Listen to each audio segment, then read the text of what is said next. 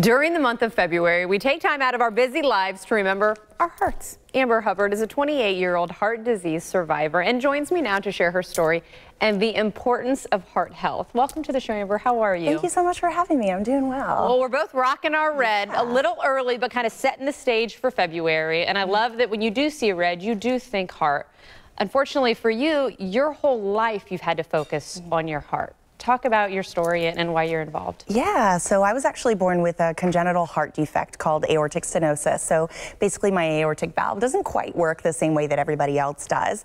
And so at about 2 years old, my cardiologist recommended that I have my valve replaced. And my parents, they didn't like that. They didn't want that. And so they got a couple more opinions, and they finally found somebody who agreed with them and thought, she doesn't need to have this done right now. And I'm really thankful that they did. I made it 18 more years. So I had my open heart surgery at 20 years old and was able to live a relatively normal childhood.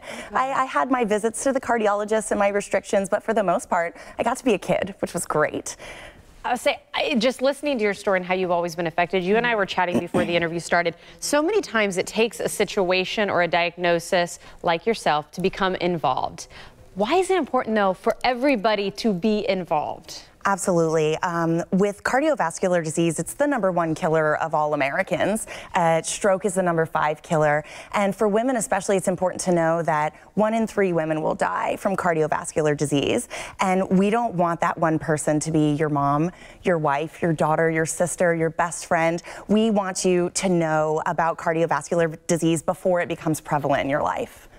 Given the fact that it's the American Heart Month and everybody is raising awareness, it's kind of easy to do. We just touched on it, wearing red, particularly on February 1st. Yeah. How else can people get involved? So February is National Heart Month. This actually goes all the way back to the 60s with President Johnson. Yeah, so we've been doing this for quite some time, and February 1st is kind of our kickoff to everything. It's our one day where we say this is our month that we're going to talk about heart disease and how important it is.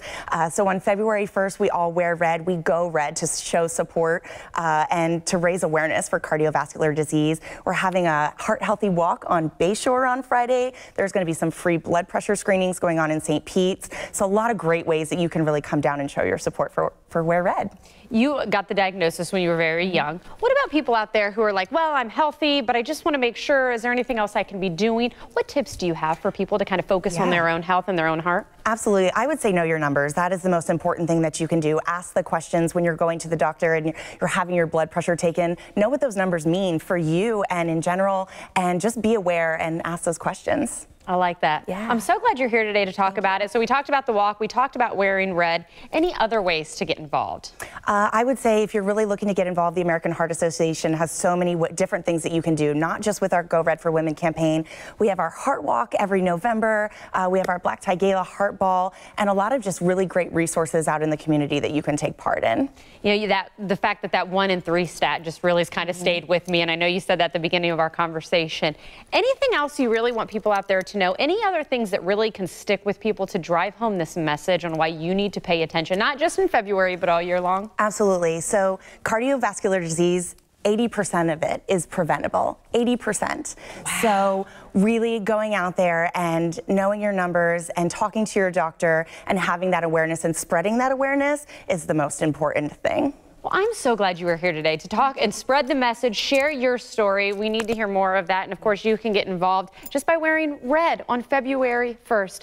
Good information. Thank you again, and best of luck to you as well. Okay? Thank you so much. There's the information on your screen, so you can be sure and wear red as well. And always for more information, heart.org. And there's also even a phone number. TB goes red, February 1st.